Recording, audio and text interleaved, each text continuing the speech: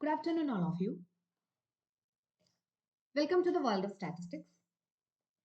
Today, we also discuss some questions in 2018 question paper.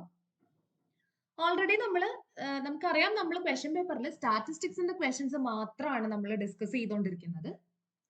അപ്പൊ അതിൽ already 2-3 part കഴിഞ്ഞു. ഇപ്പൊ ലാസ്റ്റ് പാർട്ടാണ് 2018 ക്വസ്റ്റ്യൻ പേപ്പറിലെ ഓൾമോസ്റ്റ് എല്ലാ ക്വസ്റ്റ്യൻസും നമ്മൾ ഡിസ്കസ് ചെയ്ത് കഴിഞ്ഞു related to statistics. Okay, so നമ്മൾ ഫസ്റ്റ് ക്വസ്റ്റ്യനിലേക്ക് ഡയറക്റ്റ് പോവാണ്.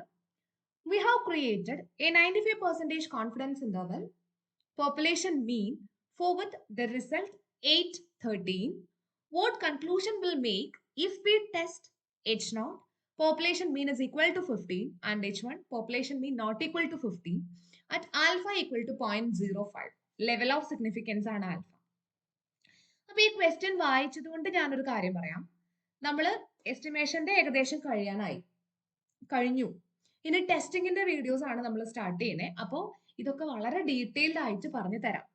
ഓക്കെ, അപ്പൊ നമുക്ക് ഇതില് 4 ഓപ്ഷൻസ് തന്നിട്ടുണ്ട്. Reject H0 in favour of H1, accept H0 in favour of H1, fail to reject H0 in favour of H1.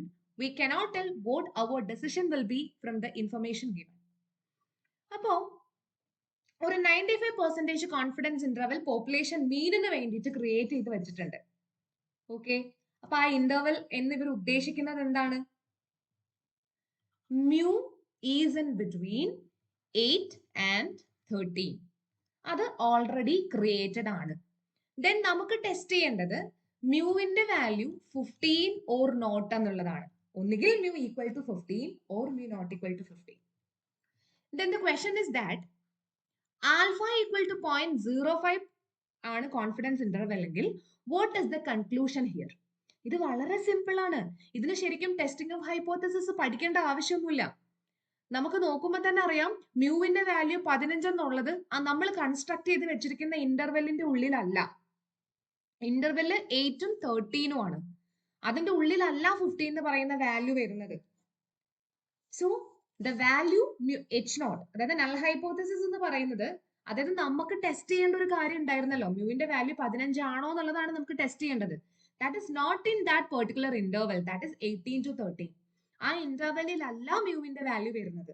So നമുക്ക് എന്ത് പറയാം? ഫസ്റ്റ് ഓപ്ഷൻ ആയിരിക്കും V reject H0 in favor of H1.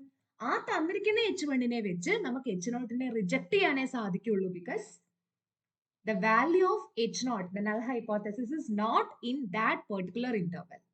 So option A ആണ് answer. വളരെ simple ആയിട്ടുള്ള ഒരു question ആണ്. Okay, option A. Second question. The owner of a fish market has an assistant who has determined that the weights of catfish are normally distributed with a mean of 3.2 pounds and standard deviation of 0.84 pounds. If a sample of 16 fish is taken, what would be the standard error of the mean weight? ഇത് ഞാൻ ഇതിന് മുന്നേ എപ്പോഴും ഇതേപോലത്തെ ഒരു question discuss ചെയ്തിട്ടുണ്ട്. Same ആണോ എന്ന് എനിക്കൊരു കൺഫ്യൂഷനും ഉണ്ട്. എനിക്ക് തോന്നുന്നു 2016 ക്വസ്റ്റ്യൻ പേപ്പറിലോ 22 ക്വസ്റ്റ്യൻ പേപ്പറിലോ എന്തോ സെയിം ഇതേപോലത്തെ ഒരു ക്വസ്റ്റ്യൻ ഉണ്ടായിരുന്നു. അപ്പൊ അപ്പോഴും ഞാൻ പറഞ്ഞിട്ടുണ്ടായിരുന്നു, സ്റ്റാൻഡേർഡ് എറർ ചോദിക്കുന്ന ക്വസ്റ്റ്യൻസിൽ നമ്മൾ അതിന് മുന്നേ ഉള്ള സ്റ്റോറി വായിച്ച് സമയം കളയേണ്ട ആവശ്യമില്ല. സ്റ്റാൻഡേർഡ് എറർ ആണോ ചോദിച്ചിരിക്കുന്നത്, അതിന് നമ്മുടെ കയ്യിൽ ഒരു ഒറ്റ വഴിയേ ഉള്ളൂ. അതും സാമ്പിൾ മീനിന്റെ standard error. Standard error of X bar എന്ന് പറയുന്നത് without any doubt sigma by root തന്നെ ആയിരിക്കും. അത് തന്നിട്ടുണ്ടാവുമല്ലോ ക്വസ്റ്റ്യൻ പേപ്പറിൽ. അത് ചുമ്മാ എടുത്ത് നമുക്ക് ഡയറക്റ്റ് സൊല്യൂഷൻ കണ്ടുപിടിച്ചാൽ മതി. അതിൽ സിഗ്മ എന്താ തന്നിരിക്കുന്നത്? 0.84 പൗണ്ട്സ്. സാമ്പിൾ സൈസ് എത്രയാണ്? 16. So 0.84 divided by square root of 16. That is 0.84 divided by 4. That is 0.21. ഈ സെയിം വേറെ ക്വസ്റ്റ്യൻ പേപ്പറിലും റിപ്പീറ്റ് ചെയ്തിട്ടുണ്ട്. 2022 തോന്നുന്നു. അപ്പോൾ സ്റ്റാൻഡേർഡ് എറർ ഒക്കെ മോസ്റ്റ് റിപ്പീറ്റഡ് ക്വസ്റ്റ്യൻസിന്റെ ലിസ്റ്റിൽ വരുന്നതാണ്. അത് ബൈഹാർട്ട് ചെയ്ത് വെക്കുക. ഇപ്പൊ തന്നെ ബൈഹാർട്ട് ചെയ്ത് വെക്കുക. Standard error of X bar എന്ന് പറയുന്നത് സിഗ്മ ബൈ റൂട്ട് ആണ്. ബിക്കോസ് എക്സ് ബാർ ഫോളോ ചെയ്യുന്നത് എപ്പോഴും normal distribution with mean mu sigma by root ആയിരിക്കും. ഇത് ഇങ്ങനെ ബൈഹാർട്ട് ചെയ്ത് വെച്ചോ. Okay, third question. അപ്പോൾ ഇതിന്റെ ഓപ്ഷൻ 0.210 ആണ്. ഓപ്ഷൻ സി ആണ് ആൻസർ. ഓക്കെ, ഓപ്ഷൻ സി ആണ് answer. Third question, using two independent samples, two population means are compared to determine if a difference exists. The number in the sample is 15 and number in the second sample is 12.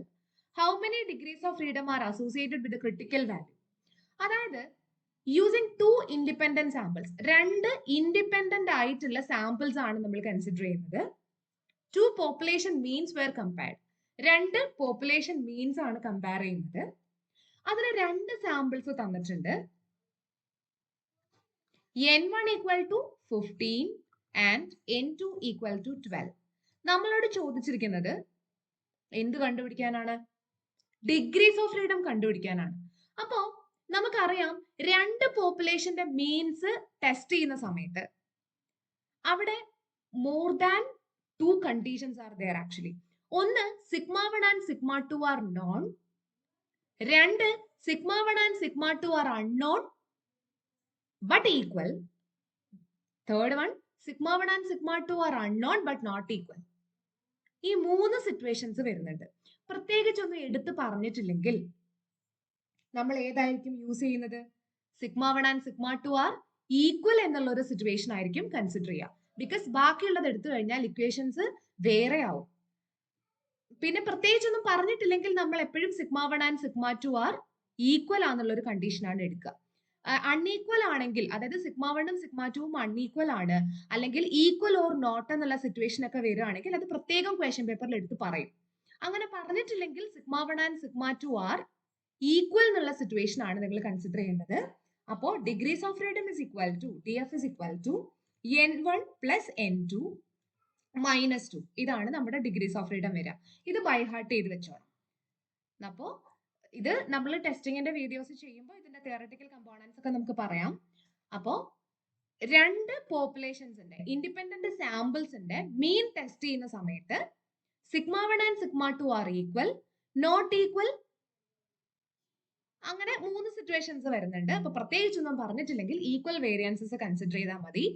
So 15 plus 12 minus 2 that is 25. ഓപ്ഷനിൽ ഉണ്ടോ നോക്കുക 25? Yes, option B ആണ് answer. അപ്പോ ഇങ്ങനെയുള്ള questions ചോദിച്ചാൽ ചെയ്യാൻ പറ്റണം എന്നുണ്ടെങ്കിൽ നമ്മൾ എന്താ ചെയ്യേണ്ടേ? ഒരുപാട് ടെസ്റ്റിംഗ് പ്രൊസീജിയേഴ്സ് ഉണ്ട് ടെസ്റ്റിംഗിൽ. അതിലെല്ലാം degrees of freedoms by heart ചെയ്ത് വെക്കാം. Okay, last question. When carrying out a large sample test of H0, mu equal to 10 versus mu greater than 10, and the decision is that we reject H0 at the level of significance alpha. അതായത് എനിക്ക് test ചെയ്യേണ്ടതെന്ന് പറയുന്നത് H0 mu equal to 10 versus H1 mu greater than 10 ആണ്. അപ്പോൾ already എന്റെ testing procedure ഒക്കെ കഴിഞ്ഞു, ഞാനൊരു കൺക്ലൂഷനിൽ എത്തിച്ചേർന്നു. V reject H0 in favor of H1. തന്നിരിക്കുന്ന H1നെ വെച്ച് ഞാൻ H0നെ എന്ത് ചെയ്തു? റിജക്ട് ചെയ്തു for an alpha significance level. അങ്ങനെയാണെങ്കിൽ താഴെയുള്ളതിൽ ഏതായിരിക്കും ശരി? ലെസ് ദാൻ സെഡ് ആൽഫ ആണോ? Less than Z alpha by 2 ആണോ? Greater than Z alpha by 2 ആണോ? ഗ്രേറ്റർ ദാൻ സെഡ് ആൽഫ ആണോ? അതിന് നമ്മുടെ കണ്ടീഷൻസ് നമ്മൾ ഓർത്ത് വെക്കണം. ടെസ്റ്റിംഗ് പ്രൊസീജിയറിൽ ഓരോ ടെസ്റ്റിങ്ങിനും, ഒരു പോപ്പുലേഷന്റെ മീൻ ടെസ്റ്റ് ചെയ്യാനാണെങ്കിലും, രണ്ട് പോപ്പുലേഷന്റെ മീൻസ് ഇക്വാലിറ്റി നോക്കാനാണെങ്കിലും, വേരിയൻസ് ടെസ്റ്റ് ചെയ്യാനാണെങ്കിലും, പ്രൊപ്പോർഷൻസ് ടെസ്റ്റ് ചെയ്യാനാണെങ്കിലും, എല്ലാത്തിനും നമ്മുടെ കയ്യിൽ പല പല ക്രൈറ്റീരിയാസ് ഉണ്ട്. അതും H0 സെയിം ആയിരിക്കും. മ്യൂ ഈക്വൽ ടു ഒരു പെർട്ടിക്കുലർ മ്യൂ നോട്ട് ആയിരിക്കും. ഡിഫറെന്റ് H1s വരാം. ഒന്ന് mu greater than mu naught വരാം, രണ്ട് mu less than mu naught വരാം, മൂന്ന് mu not equal to mu naught വരാം. ഓരോന്നിനും ഓരോ സിറ്റുവേഷൻസ് ആണ്. അത് ബൈ ഹാർട്ട് ചെയ്ത് വയ്ക്കുക. നമ്മളോട് ചോദിച്ചിരിക്കുന്നത് mu greater than mu naught ആയിട്ടുള്ള സിറ്റുവേഷൻ ആണ്. മ്യൂ ഗ്രേറ്റർ ദാൻ 10 വരുന്ന സിറ്റുവേഷൻ ആണ് ചോദിച്ചിട്ടുള്ളത്. അപ്പൊ എന്ത് ചെയ്യണം? Mu greater than mu naught വരുന്നത് H0 റിജക്ട് ചെയ്യുന്ന എപ്പോഴാണ്? Zed greater than Z alpha.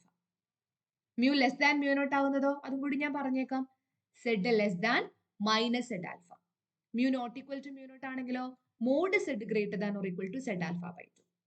അപ്പോ 2 സൈഡഡ് വരുമ്പോഴാണ് ബേസിക്കലി സെഡ് ആൽഫ ബൈ 2ന്റെ ആവശ്യം വരാം. വൺ സൈഡഡ് ആണെന്നുണ്ടെങ്കിൽ, വൺ ടൈൽഡ് ആണെന്നുണ്ടെങ്കിൽ Z greater than or Z less than. അപ്പൊ സെഡ് ആൽഫയുടെ ആവശ്യം മതി. നമ്മളോട് ചോദിച്ചിരിക്കുന്നത് H1. അപ്പോൾ ഈ ക്രൈറ്റീരിയാസ് വരുന്നത് ബേസിക്കലി H1നെ ഡിപ്പെൻഡ് ചെയ്തിട്ടാണ്. H0 അവിടെ പ്രത്യേകിച്ചൊന്നുമില്ല. ബിക്കോസ് H0 എന്ന് പറയുന്നത് എപ്പോഴും ന്യൂട്രൽ ആണ്. ഒരു ബയസ് ഉണ്ടാവാതിരിക്കാൻ വേണ്ടി എപ്പോഴും ന്യൂട്രൽ ആയിട്ടാണ് നമ്മൾ H0 എടുക്കുക. അപ്പൊ H1നെ റിലേറ്റ് ചെയ്തിട്ടാണ് ഈ 3 ക്രൈറ്റീരിയാസ് വരാം. അപ്പൊ അതിൽ ഒന്നാമത്തെ ക്രൈറ്റീരിയ ഗ്രേറ്റർ ദാൻ ആണ് വരുന്നതെങ്കിൽ സെഡ് ഗ്രേറ്റർ ദാൻ സെഡ് ആൽഫയാണ്. അങ്ങനെയാണെങ്കിലാണ് നമ്മൾ റിജക്ട് ചെയ്യാന്നുള്ളൊരു ഡിസിഷൻ നമ്മൾ ചൂസ് ചെയ്യുന്നത്. അപ്പൊ ഇവിടെ അത് നോക്കിയാൽ മതി. അപ്പൊ റിജക്ട് ചെയ്യുന്ന ക്രൈറ്റീരിയ ഏതാ? Greater than Z alpha. അപ്പൊ ഓപ്ഷൻ ഡി ആണ് answer. Greater than Z alpha വരുമ്പോഴാണ് റിജക്ട് ചെയ്യാന്നുള്ള ഒരു ഡിസിഷനിലേക്ക് നമ്മൾ പോകുന്നത്. അപ്പൊ ഇതിന്റെ ആൻസർ ചെയ്യാൻ എന്താ വേണ്ടത്? ഓരോ ടെസ്റ്റിംഗ് പ്രൊസീജിയേഴ്സും ബൈഹാർട്ട് ചെയ്യുക. എന്ന് വെച്ചാൽ അതങ്ങനെ ചുമ്മാതെ തിയററ്റിക്കലി പഠിച്ചു വെക്കണം എന്നല്ല, അറ്റ്ലീസ്റ്റ് അതിൽ യൂസ് ചെയ്തിരിക്കുന്ന സ്റ്റാറ്റിസ്റ്റിക് ഏതാണ്, അത് ഫോളോ ചെയ്യുന്ന ഡിസ്ട്രിബ്യൂഷൻ ഏതാണ്, അതില് എന്താ 3 ഡിസിഷൻസ് എന്തൊക്കെയാണ്, ഇത് ഇത്രയും ബൈഹാർട്ട് ചെയ്ത് വെക്കുക. പിന്നെ ടി ഡിസ്ട്രിബ്യൂഷൻ ഒക്കെ ആണെന്നുണ്ടെങ്കിൽ ഡിഗ്രീസ് ഓഫ് ഫ്രീഡം കൂടെ നോക്കി വെക്കുക. എഫ് ഡിസ്ട്രിബ്യൂഷൻ ഒക്കെ ആണെന്നുണ്ടെങ്കിൽ അതും നമുക്ക് ആവശ്യം വരും. അത് അങ്ങനെ ചോദിക്കാറുണ്ട്. ഡിഗ്രീസ് ഓഫ് ഫ്രീഡം എന്താണെന്ന് പറഞ്ഞിട്ട് അങ്ങനെ ചോദിക്കാറുണ്ട്. അപ്പോൾ ഇത്രയും കാര്യങ്ങളാണ് ഈ ക്വസ്റ്റ്യൻ വർക്ക്ഔട്ട് സെഷനിലുള്ളത്. ഒന്നാമത്തേതില് ചുമ്മാ കോൺഫിഡൻസ് ഇന്റർവെല്ലിന്റെ അകത്ത് വരുന്നുണ്ടോ നോക്കിയാൽ മതിയായിരുന്നു. രണ്ടാമത്തേതില് സ്റ്റാൻഡേർഡ് എററിന്റെ ഇക്വേഷൻ മതിയായിരുന്നു. മൂന്നാമത്തേതില് ഡിഗ്രീസ് ഓഫ് ഫ്രീഡത്തിന്റെ ഇക്വേഷൻ ആയിരുന്നു ആവശ്യം. ലാസ്റ്റിലത്തേതില് ആ ക്രൈറ്റീരിയ എന്താണെന്നുള്ളതായിരുന്നു ആവശ്യം. അപ്പോ എല്ലാം ചെറിയ ചെറിയ കാര്യങ്ങൾ ഓർത്തു വെച്ചിരുന്നാൽ മതി. ഒരുപാട് വലിയ കാര്യങ്ങൾ ഓർത്തു വെക്കേണ്ട ആവശ്യമില്ല. അപ്പൊ ടെസ്റ്റിങ്ങിന്റെ വീഡിയോസ് നമുക്ക് സ്റ്റാർട്ട് ചെയ്യാം നെക്സ്റ്റ് മുതൽ. ഓക്കെ, അപ്പൊ ഇത്രയും ആൻസേഴ്സ് മനസ്സിലായി എന്ന് വിചാരിക്കുന്നു. ഓപ്ഷൻസ് ഒന്നും കൂടി പറയാം. ആദ്യത്തേതിൻ്റെത് ഓപ്ഷൻ എ, രണ്ടാമത്തേതിൻ്റെത് ഓപ്ഷൻ സി, മൂന്നാമത്തേതിൻ്റെത് ഓപ്ഷൻ ബി, നാലാമത്തേതിൻ്റെത് ഓപ്ഷൻ ഡി. എന്തെങ്കിലും കൺഫ്യൂഷൻസോ ഏതെങ്കിലും ക്വസ്റ്റ്യൻസ് റിപ്പീറ്റ് എക്സ്പ്ലനേഷൻസിന്റെ ആവശ്യമോ ഉണ്ടെങ്കിൽ കമന്റ് ബോക്സിൽ ചോദിക്കാം. ഓക്കെ, എന്തെങ്കിലും മിസ്റ്റേക്സ് ഉണ്ടെങ്കിലും നിങ്ങൾക്ക് കാണിക്കാം. ഓക്കെ, അപ്പോൾ താങ്ക് യു ഫോർ വാച്ചിങ്.